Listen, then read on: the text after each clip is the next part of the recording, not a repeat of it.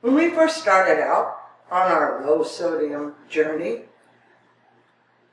took a bunch of low sodium cookbooks, went through them, put little sticky notes on the ones that I thought he'd like. I've been cooking for this man for 60 years. Got a pretty good idea what he likes and what he doesn't like. Little sticky notes. Then I went through and looked at the recipes. Oh, he doesn't like this. That one went off. So on down the line.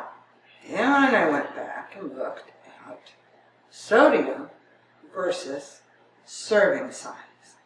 Sodium looked good. Not sure about the serving size. A little piece of lasagna, about 2.5 inches by 2.5 inches, is just not big enough to use that much sodium for. I am a list maker, had my pen and my tablet handy, wrote down some ideas of recipes that I could tweak and make them low enough sodium that we might be able to have those. A couple of weeks later, I was on my computer and I found no sodium recipes. Got real excited for a little while. I was hoping to find a couple of sides that didn't have any sodium in them to go with our entrees for dinner or lunch. Something with no sodium. Keep us down where we're supposed to be on the milligrams every day. There were recipes. There were videos to watch.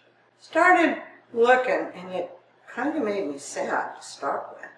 The people who do the recipes must think that there's no sodium in there. The ones that do the videos are really proud of what they're doing. And they really think their end product is not going to have any sodium. A recipe for stew had beef, broth, all different kinds of vegetables. No table salt.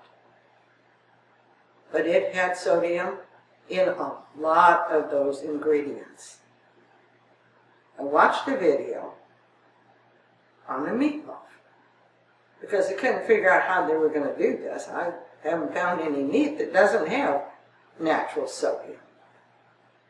If I remember right, it had ground beef, onions, tomatoes, garlic, and I think it had bell peppers, and it had some seasonings in it. In that video, every ingredient had natural sodium except for one spice.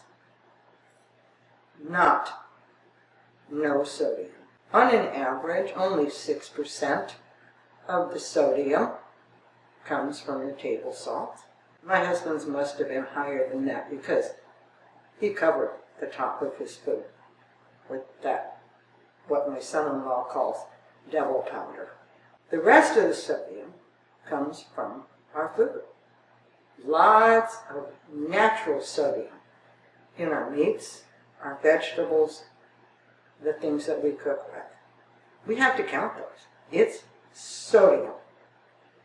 We're not shaking it in, but it is definitely sodium. I didn't find any sides I could use. I didn't even click on the 2 chicken recipes. Chicken's got sodium. It is not going to be a no sodium recipe if it's got chicken in it. Didn't even bother with that. Those recipes and videos are kind of misleading. In a way, they make me a little bit angry because I am always looking for ways to lower the sodium in our food. There's so many people that have to watch their sodium. If they're using those recipes, if they're watching those videos and saying, oh, hey, I'm making meatloaf for dinner tonight. No sodium. I can have this, this, this, and this. They could go over their daily limit just because of that. We can't believe everything we see or everything we hear about sodium, unless you hear it on the Sodium Attacker channel. We have to look up every ingredient in every recipe and know what sodium we're using. Sometimes it's a real surprise to find that our favorite spice, lemon pepper maybe, has got way more sodium than we can possibly even use. If my little tip for the day has helped you, and you would like to subscribe to my channel, I would love that. Please click on the bell. Every time I add a little tip for you, you'll be notified. We're going to be cooking some nice things. We've got a lot of tips for you to lower that sodium. If you have questions or comments, let me know. I'd love to hear from you. Let's keep that sodium low. Keep it below your magic number your doctor said. Stay